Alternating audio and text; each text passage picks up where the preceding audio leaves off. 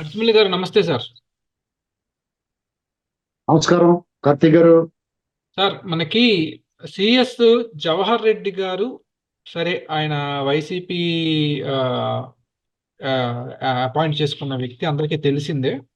కానీ రీసెంట్గా డీజీపీ కూడా మారారు కదా గుప్తా గారు. ఈ కొత్త డీజీపీ వచ్చిన తర్వాత కూడా, ఎలక్షన్ కమిషన్ నియమించిన డీజీపీ వచ్చిన తర్వాత కూడా ఈ లెవెల్లో హింస జరుగుతోందంటే దేనికి సంకేతం సార్?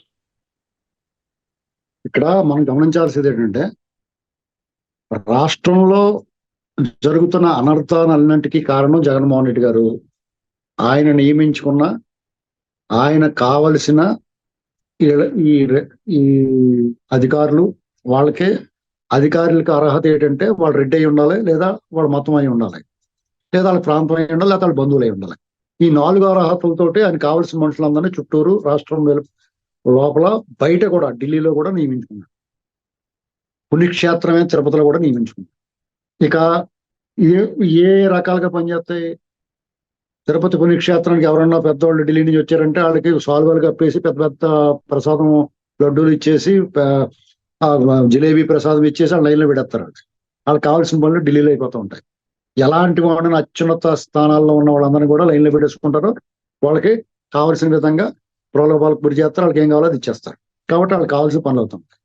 ఇక్కడ రాష్ట్రంలో ప్రతిపక్షాలు ఇన్నాళ్ళు కూడా నూరెప్పలేదు. ఇన్నాళ్ళు ఈ రకమైన ప్రతిఘటన లేకపోవడం కారణం వల్ల ప్రశాంతంగా ఉన్నట్టు కనిపించింది. ప్రతిఘటన ఎలా ఉంటుందండి? ఎవడైతే బాధితుడు ఉన్నాడో వాళ్ళని నిందితులను చేశారు. అది ఎలక్షన్ కోడ్ వచ్చిన తర్వాత ఎంతో కొంత న్యూట్రల్ గా ఉంటారో అన్నట్టు అనిపించింది. బీజేపీ లాంటి పార్టీతో టీడీపీ పొత్తు పెట్టుకుంది కాబట్టి ఎలక్షన్ సక్రమంగా జరుగుతుంది. అది కొంతవరకు నిజమే. లేదంటే ఇది కూడా చేసుకునేవారు. వాళ్ళు ఏం చేశారు? అప్పభావ నాటకం ఆడారు. జగన్మోహన్ రెడ్డికి సాయం చేశారు, వీళ్ళకి సాయం చేశారు. ఎలక్షన్ కమిషన్ చెప్పుకోవాలి. చీఫ్ ఎలక్షన్ కమిషన్ ఏమాత్రం అన్న జ్ఞానం ఉంటే ఈ సమస్య మూలాన్ని గుర్తించాలి. అంటే వాళ్ళు గుర్తించడంలో విఫలమయ్యారా? దీని అంతటి కారణం సిఎస్ జవహర్ రెడ్డి. జవహర్ రెడ్డిని ఎప్పుడైతే పక్క తప్పిస్తారో మొత్తం సెట్ అయిపోద్ది. ఓ నిష్పక్షపాతంగా ఉండేవాడు, ఒక neutral person, rule of law పాటించి కూడా దొరకలేదు వీళ్ళకి సిఎస్ గా నియమించడానికి. ఇది పూర్తిగా వాళ్ళ వైఫల్యం, వాళ్ళ ఫెయిల్యూర్ కి ఆ చైతన్యని, లేకపోతే ఆ రవిశంకర్ రెడ్డిని, లేకపోతే ఇంకో దొండపాళెం బ్యాచ్ ని ఎందుకు ఆపాదిస్తారో? వాళ్ళు అలాగే ఉంటారు. జగన్మోహన్ రెడ్డి కట్టు బానిసలు వాళ్ళు అలాగే చేస్తారు. జగన్మోహన్ రెడ్డి కూడా అలాగే ఉంటాడు. మీరు మారాల్సింది ఎవరు? మీ నిష్పక్షపాతాన్ని, మీ నిబద్ధతని, నిజాయితీని చాటుకోవాలంటే, ఆంధ్రప్రదేశ్ లో అల్లర్లు జరగకుండా ఉండాలంటే ఎలక్షన్ వారం రోజులు 10 రోజుల ముందే మీరు జాగ్రత్తలు తీసుకోవాలి. ఏమి కొళ్ళేవా? తెలియదా? ఆంధ్రప్రదేశ్ లో 5 ఏళ్ల నుంచి ఏం జరిగిందో, ఆ చైతన్యం మీద 23 కంప్లైంట్లు ఉన్నాయి. అతను ఎందుకు కొనసాగించారు డ్యూటీలో? ఇక్కడ స్టేట్ ఎలక్షన్ కమిషన్ ఉన్నాడు. ఇంకా ఇతని గురించి ఎంత తక్కువ మాట్లాడకుండా అంత తక్కువ మాట్లాడుకోలేదు. ఎందుకంటే ఏదైనా అంటే దూషించారు అధికారులని సిగ్గు లేకుండా మళ్ళీ వాళ్ళు బయటకు వచ్చి మాట్లాడతారు. అసలు వాళ్ళు అర్థంలో చూసుకుని ఒకసారి వాళ్ళు చేసిన పనులు అంతా చూసుకున్నాడు. ముఖం ఎలాగుందో, ఎలా మారిందో చూసుకోవాలా. రక్తం ఏర్లే పారుతుందండి. ఎంత దారుణంగా దాడులు చేస్తున్నారు. అక్కడ పులవర్తి నాని గారి మీద దాడి ఏంటండి? అక్కడ అతను డిస్క్వాలిఫై చేయాలా? అక్కడ వైసీపీ తరఫున పోటీ చేసిన ఈ రకమైన హింస. అక్కడ 13 మంది అక్యూజ్డ్ అయితే 10 మంది రెడ్లు. ఏంటండి ఇది? ఎటువైపు తీసుకెళ్తున్నారు? అంటే వీళ్ళు మొగుడిని కొట్టి మొగసాలు ఎక్కినట్టుగా వీళ్ళు ముందుగానే దాడులు చేసి కేంద్ర బలగాలు వస్తే రేపు 4వ తరగతి తర్వాత రక్షణ పొందుతామనా? ఇదే కనిపిస్తుంది వీళ్ళ ఆలోచనలో. మళ్ళీ సిగ్గు లేకుండా మనం దేశం షాక్ అయ్యేలాగా, నిజంగానే దేశం షాక్ అవుతుంది మీ శాస్త్రంలో, మీ వ్యవహారం, మీ పద్ధతి చూస్తుంటే. ఆంధ్రప్రదేశ్ లాంటి ప్రశాంతమైన వాతావరణం ఎక్కడో మారుమూల మైక్రో లెవెల్లో ఎక్కడో జరుగుతూ ఉండి ఫ్యాక్షన్ గొడవలో పెత్తందారీ వ్యవస్థ ఇది రాష్ట్రం అంతా వ్యాపించేలా చేసాడు. పల్నాడులో ఎంత దుర్మార్గం అండి, ఎంత బలుపండి. ఆ పిన్నెల్లి లక్ష్మారెడ్డి వాళ్ళ సోదరులకు కానీ, ఆ కాసుమహేశ్వర రెడ్డి కానీ వాళ్ళకి ప్రజలు తరిమి కొడుతున్న సిగ్గు లేకుండా ఈ అధికారులు మార్చడం. పైగా అధికారులు మార్చడం వల్ల ఎలా జరిగింది అంటాడు సజ్జల రామకృష్ణ. చీఫ్ ఎలక్షన్ కమిషనే ప్రశ్నిస్తున్నాడు. అతను ఇంకా మీరు ఎందుకు కొనసాగా? అతను అరెస్ట్ చేసి లోపల పెట్టాలి కదా. ఊరికే పైకి మాత్రం మాటలు వేరు, చేతలు వేరు. నిన్న సిఎస్ వెళ్ళాడు, డీజీపీ వెళ్ళారు. ఏం చెప్పారు? ఏం సాధించారు? చిన్న వాళ్ళ కింద వాళ్ళ మీద అసలు మూలం చైతన్య అనేటువంటి డిఎస్పి మానవ మృగం. అతను తీసుకొచ్చి తాడిపత్రి ఎందుకు వచ్చాడో అతనికి ఆదేశాలు ఎస్పీ అంటాడో నాకు తెలియదు. అంతకన్నా సిగ్గుమాలితనం ఉందండి. నువ్వు జిల్లా అధికారివి, ఐపీఎస్ అధికారివి, నీకు తెలియకుండా వచ్చాడని చెప్పండి నువ్వు ఉద్యోగం రాజీనామా చేసి పోవాలా? నువ్వు ఇంత చేతగానోడు అయితే. అంటే సామాన్యుడి మీద ఎవరన్నా తెలుగుదేశం ప్రతిపక్షాల మీద తీసుకెళ్లి స్టేషన్లో పెట్టి కొట్టడం, వాళ్ళు హింసించడంలో మీ వీరత్వం, మీ సూరత్వం కనిపిస్తుందా? అసలు మీరు ఏ రకంగా అర్హులు కాకి డ్రెస్ వేసుకోవడానికి? వీళ్ళందరినీ డిస్మిస్ చేయాలంటే వచ్చి ప్రభుత్వం వీళ్ళందరినీ ఏరేసి లేదు, వీళ్ళందరి మీద క్రిమినల్ కేసు పెట్టి లోపల పెట్టకపోతే వీళ్ళు ఎప్పటికైనా ప్రమాదమే. రాష్ట్ర శ్రేయస్సు కోరి వాడు ఎవడైనా సరే అవాయిడ్ చేయాలి వీళ్ళందరినీ. మొత్తం జల్లిడేసేయాలండి వీళ్ళు. పేరు చివరి తోకలు ఉన్న వాళ్ళందరినీ ఇంటికి పంపించేయాలా. ఇది చాలా ప్రమాదం. ఈ ప్రమాదాన్ని గుర్తించాలా. ఇవాళ జగన్మోహన్ రెడ్డి వెళ్ళిపోతే ఇంకో రెడ్డి వస్తాడు. చాలా ప్రమాదం కదా ఇది. రాష్ట్రాన్ని ఇలా ఈ రకమైన రావణ కష్టం చేయటం. ఎలక్షన్లు వచ్చినాయి, ప్రజల అభిష్టం మేరకు తీర్పిస్తారు. దాన్ని కూడా తీర్పును గౌరవించకుండా ఈ ప్రజాస్వామ్య దేశంలో వాళ్ళు ఏకపక్షంగా వివరించి దాడులు చేసి, దుర్మార్గం చేసి, దౌర్జన్యం చేసి, ప్రజలను భయభ్రాంతులకు గురి చేసి మేము అందరం ఎక్కుదామంటే, పెత్తనం సాగిద్దామంటే, మరి మీరు అటానమస్ బాడీలు ఎలక్షన్ కమిషన్ ఉన్నది ఎందుకు? గోళ్ళు గెలుకుని ఏడ్చిన పప్పు తింటానుక. దీన్ని ప్రజలందరూ గుర్తిస్తా ఉన్నారు. ఇది మీ మీద కూడా తిరుగుబాటు వస్తుంది. అప్పుడు ఏం చేస్తారు? అప్పుడు కూడా ప్రజలే నష్టపోతారు. వాళ్ళు నిన్న ఒకరిని కొడుతున్నారు తిరుపతిలో, ఆయన ఎవరో మనోహర్ నాయుడు ఏ నాయుడు ఒక ఆయన. పోలీసు వాళ్ళు దొండిపాళ్ళు దొంగోళ్ళలా కొడుతున్నారు, 6 గ్రేడర్ కలిపి ఒకరిని చేసి. ఏంటండి ఇది?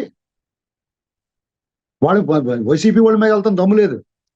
ఆఖరికి జేసీ ప్రభాకర్ రెడ్డి గారు, జేసీ దివాకర్ రెడ్డి గారి ఇంటి మీద ఈ బ్యాచ్ అంతా దాడికి వస్తే పోలీసుల ఆధ్వర్యంలో తెలుగుదేశం కార్యకర్తలు వెళ్ళి కాపాడుకున్నారు.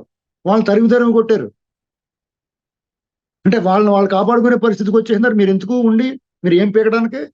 జగన్మోహన్ రెడ్డి ఇంట్లో పాలేరు పని చేసుకుంటారు, పొలం ఇటుపులపై పొలంలో పనులు చేసుకొని పోయి ప్రజల సొమ్ము జీతాలు తీసుకుంటూ అతనికి పని చేయటువంటి సిగ్గులేతలకి ఎలక్షన్ కోడ్ వచ్చిన తర్వాత కూడా ఏం సాధిద్దామని ఏం చెప్తాను పచ్చబద్దాలు మాట్లాడుతున్నా తెలియదు అంటాడు ఎస్పీ.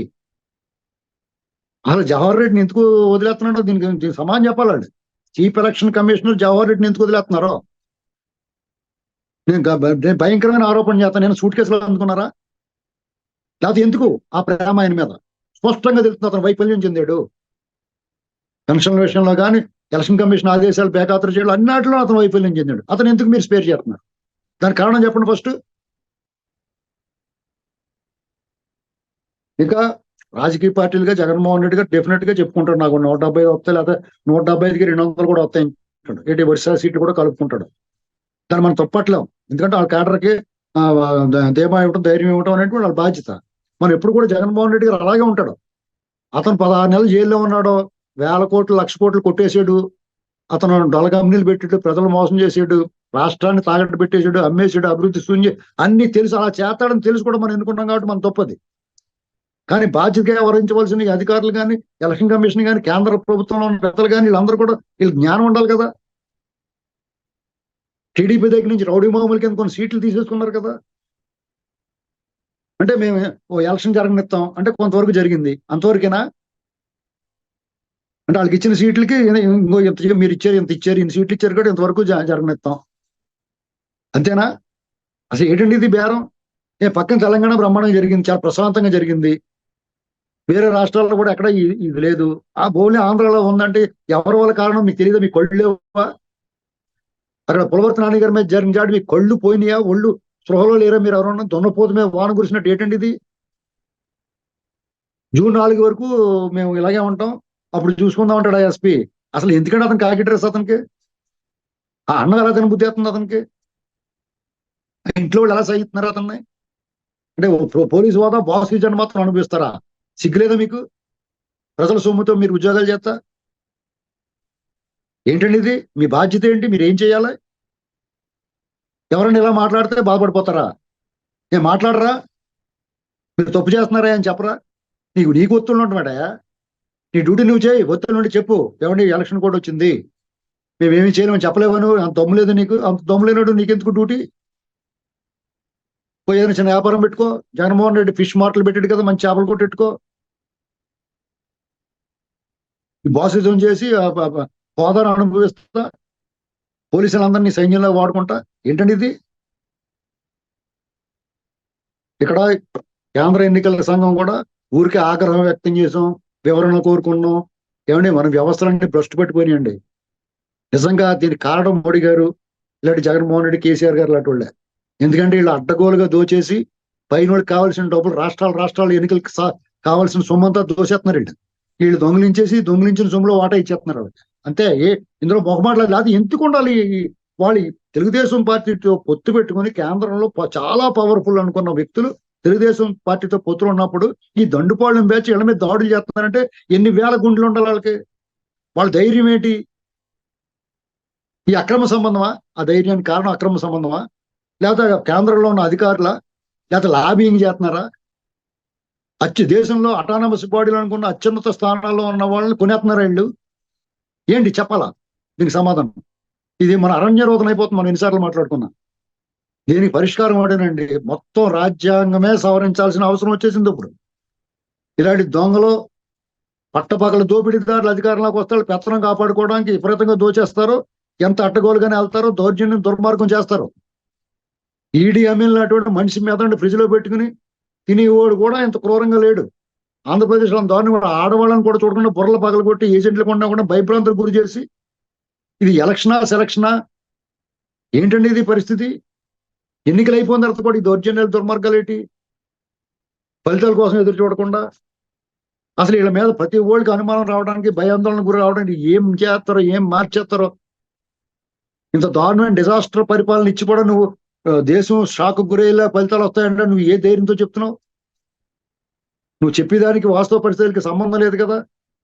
నీ పక్కన ఉన్న వాళ్ళందరూ ఏడు మొక్కలు వేసి కూర్చొని రోధిస్తా ఉన్నారు. అయినా సరే నువ్వు మేమే వస్తావు ఎలా చెప్తున్నావు? నీ ధైర్యానికి కారణం ఏంటి? దాని మీద కదా విచారణ చేయాలి. దాని లాజిక్ ఉండాలి కదా. ఏమైనా అధికార యంత్రాంగం పూర్తిగా ఫెయిల్ అయిందండి. ఆంధ్రప్రదేశ్ లో రాబోయే ప్రభుత్వం టోటల్ సిస్టమ్ లో ఉన్న వాళ్ళందరినీ ఇంటికి పంపించాలి. నీకు జరుగుతున్న అన్యాయం చేసినోడు, దుర్మార్గం చేసినోడు కంటే కూడా ఈ అన్యాయం జరుగుతున్నప్పుడు నోరు మూసుకుని ఎవడైతే కూర్చున్నాడు టోటల్ సిస్టమ్ వీళ్ళందరినీ కూడా తప్పులు చేయని వాడిని వేరే రాష్ట్రాలకు బదిలీ చేయాలి. ఆంధ్రప్రదేశ్ లో ఉండే హక్కు లేదు. ఆంధ్రప్రదేశ్ గాలి పీల్చే హక్కు లేదు, నీరు తాగే హక్కు లేదు, ఇక్కడ ఫుడ్ తినే హక్కు లేదు ఎవరికైనా. ఈ ప్రజల మానవ ప్రాణాలతోటి, ఆస్తులతోటి వాళ్ళ భవిష్యత్తు ఆడాడుకున్న వీళ్ళు ఎవరికి హక్కు లేదు. ఇక్కడ మొత్తం ప్రక్షాళన చేసి కొత్తగా రిక్రూట్ చేసుకోవాలా. ఆ సాహసం చేయగలరా వచ్చే ప్రభుత్వం? రేపు వచ్చే ప్రభుత్వంలో కూడా వీళ్ళే పని చేస్తారంటే ఈ రాక్షసులతోటి, దుర్మార్గులతోటి వీళ్ళ ముఖం చూడాలంటే అసహ్యం వేస్తుంది ప్రజలకి. వీళ్ళతో ఎలా చేస్తారు? ఎలా చేయించుకుంటారు పని? ఒకటి మాత్రం గుర్తుపెట్టుకోండి, మా పోరాటం కొనసాగుద్ది. ఎన్నికలు అయిపోయి రాక్షసు పాలన అంతమవుతుంది అనుకున్నాను నేను. కానీ రేపు చంద్రబాబు గారు లేకపోతే ఈ కూటమి అధికారంలోకి వచ్చిన తర్వాత వీళ్ళ పరిపాలనలో కూడా ఇటువంటి దండిపాలు, ఇప్పుడు కొంతమంది వైసీపీ నుంచి టాప్ 10 లిస్ట్ లో ఉన్న వాళ్ళు బీజేపీలో చేరిపోతాం చూస్తారు. వాళ్ళని వదిలిపెడితే కూడా మా పోరాటం ఇలాగే కొనసాగుద్ది. అంటే యాడైనా రెడ్డేరా అనేటువంటి రెడ్డి రాజ్యం ఇలాంటి మాటలు మాట్లాడి ఇంత దుర్మార్గం చేస్తే రేపు మీ కులానికి చెడ్డ పేరు రాదా? మంచి రెడ్లు అందరూ స్పందించాలా ఈ విషయంలో. కిరణ్ కుమార్ రెడ్డి గారు, కోట్ల యువస్కర్ రెడ్డి గారి ఫ్యామిలీ, జేసీ దివాకర్ రెడ్డి గారి ఫ్యామిలీ వీళ్ళందరూ స్పందించాలా. మన చెడ్డ పేరు వస్తుంది అని చెప్పేసి. తులసిరెడ్డి గారు, మణిపూస, ఇటువంటి వాళ్ళందరూ స్పందించాలా. ముందు ఉద్యమం కింద రావాలా. ప్రజలకు దూరం అయిపోట్లా. 13 మంది నానిగారి అటాక్ ఉంటే 10 మంది వాళ్ళు కనిపిస్తున్నారు. 20 మంది ఆఫీసులు పంపిస్తే 15 మంది రెడ్లు కనిపిస్తున్నారు అందులో.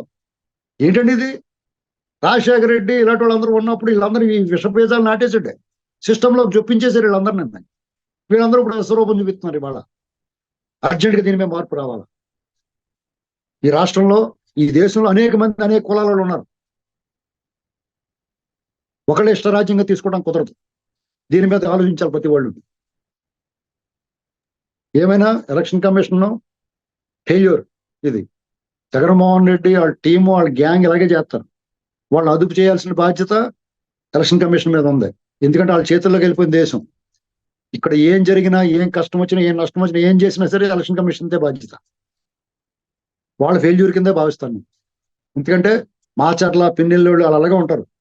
వాళ్ళు అధికారంలో ఉన్నారు కాబట్టి మున్సిపల్ ఎన్నికల్లో చూసాం వాళ్ళు ఎవరు అంతా. దానికి మళ్ళీ కొత్తగా చేయాలా? అప్పుడు అలా చేశారు కాబట్టి ఇప్పుడు వాళ్ళని కంట్రోల్ చేయాలి. ఎలక్షన్ ముందు 2 రోజుల ముందే అరెస్ట్ చేయాలి వాళ్ళని. వాళ్ళ గ్యాంగ్ అందరిని లోపల పెట్టాలి. అదుపులో తీసుకున్నారా ఎవరినన్నా? పెదిరెడ్డి, లేకపోతే తాడిపత్రులు ఇలాంటివి ఎంత దుర్మార్గం చేశారు వీళ్ళు. ప్రజలే తిరగబడాల్సి వచ్చింది. ప్రజలే తిరగబడి వాళ్ళు తరమాల్సి వచ్చింది. మరి ప్రజలే చేతుల్లోకి బాధ్యత తీసుకున్నట్టు మీరెందుకు పీకడానికి ఏం పీకడానికి ఉన్నారు మీరంతా? తిరిగి అలా ఉన్న వాళ్ళు మీరు కేసులు పెట్టడానికి వాళ్ళని కొట్టడానికేనా? ఎవరైతే న్యాయం చేయమని ధర్నా చేస్తున్నారో వాళ్ళ మీద బాష్పవాయు ప్రయోగం చేశారు పోలీసులు. సిగ్గుంది వాళ్ళకి ఏమన్నా అనంతపురంలో? పెద్దారెడ్డి వాళ్ళు దెయ్యాలకు వచ్చి మీద పడుతుంటే వాళ్ళని కంట్రోల్ చేయడం అనేసి మాకు న్యాయం చేయండి రా బాబు అని రోడ్డు మీద ప్రజాస్వామ్యయుతంగా నిరసన వ్యక్తం చేస్తుంటే వాళ్ళ మీద దాడి చేశారు. వీళ్ళ మీద కేసులు పెట్టారు. ఆ చైతన్యం ఉన్నవాడిని ప్రత్యేకించి తీసుకొచ్చారు రాజంపేట నుంచి. ఇవన్నీ కళ్ళ ముందు కనిపిస్తున్న టోటల్ వాళ్ళందరినీ దేశం అవతలకు పంపించాలి. మీరు దేశ బహిష్కరణ చేయాలి వాళ్ళందరికీ. ఈ సమాజంలో ఉండడానికి అర్హత లేదు వాళ్ళకి. ఇవన్నీ మానేసి ఇంకా వివరణలు ఇవ్వండి, పవర్ పాయింట్ చెప్పండి. సిగ్గులేదు వీళ్ళకి. పవర్ పాయింట్ వీళ్ళు కొళ్ళేవా చూడలేదు ఏం జరుగుతుందో. వీళ్ళు ఇవ్వాలి పవర్ పాయింట్ ప్రజెంటేషన్. సుమూటగా స్వీకరించి అప్పటికప్పుడు తక్షణం ఇన్స్టెంట్ గా చర్యలు తీసుకోవడం మానేసి ఇక్కడ కేంద్ర ఎన్నికల కమిషన్ దేశం అంతా చూసుకోవాలి. మరి ఇక్కడ ఉన్నవాడు ఏం పీకుతున్నాడు ఏంటండి? ఇది ఎలా జరుగుతుంది? లేదా అతను కూడా ఏమైనా బ్లాక్ మెయిల్కి లొంగిపోయాడా? ఏమైనా అతను చేసిన అవకతవకలు చేతిలో ఉన్నాయి ఏమన్నా ఉన్నాయి? అసలు అటువంటి వాడు ఎందుకు నియమించారు అక్కడ? చాలా క్లీన్ స్లేట్ ఉన్నవాడిని అది వేరే రాష్ట్రం నుంచి తీసుకొచ్చి చేయాలి అక్కడ. ఇవన్నీ తప్పులు చేసి రాష్ట్రానికి రావణ కష్టం చేసి ఎన్నికలు ఎలాగ ఓడిపోతున్నాడు జగన్మోహన్ రెడ్డి. పోతా కూడా విధ్వంసం సృష్టించి భయాందోళన కలిగించి రక్తపాతం సృష్టించి పోతాను చూస్తున్నాడు అతను. దాన్ని కంట్రోల్ చేయాలి కదా మీరు. ఏంటండి దుర్మార్గం? ఏమైనా ఈ దేశం చాలా దారుణమైన పరిస్థితులు వెళ్ళిపోతుంది. మళ్ళా బీజేపీ కేంద్రంలో వస్తే అవుట్ అండి. ఏమీ ఉండదు. ఈస్ట్ ఇండియా కంపెనీ నాడు పోతాం అంతే. దీనికి మనం ఎంత రోధించినా ఎంత విమర్శించినా వాళ్ళు మనం తిట్టుకుంటారు తప్ప వాస్తవ పరిస్థితులు కళ్ళు కనపడతాయి. వీళ్ళు దీనికి ఏం చేస్తున్నారంటే మతం రంగు పూసేస్తున్నారు కదా. భావోద్వేగాలు, మతం, లేకపోతే సానుభూతి, ఏడుపు మోకాలు ఇవన్నీ అసహ్యమేస్తుందండి రాజకీయాలు చూస్తుంటే. ఇది చాలా హారిబుల్ సిచ్యువేషన్ అండి. చూద్దాం సార్. తెలంగాణలో రేవంత్ రెడ్డి గారు ముఖ్యమంత్రి అయ్యాక ఒక పారిశుద్ధ్య వ్యవస్థలాగా ఒకటి ఏర్పాటు చేశారు. చాలా క్లీనింగ్ చేశారు. అలాగా దాన్ని మించింది చేయాలేమో ఆంధ్రప్రదేశ్లో ప్రభుత్వం మారినప్పుడు. చూద్దాం మరి ఏమవుతుందో. ధన్యవాదాలు.